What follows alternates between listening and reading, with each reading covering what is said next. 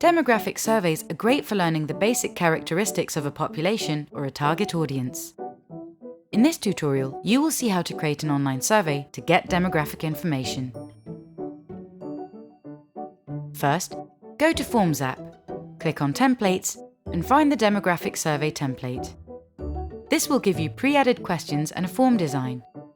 After opening the template, you can simply replace some questions and add yours.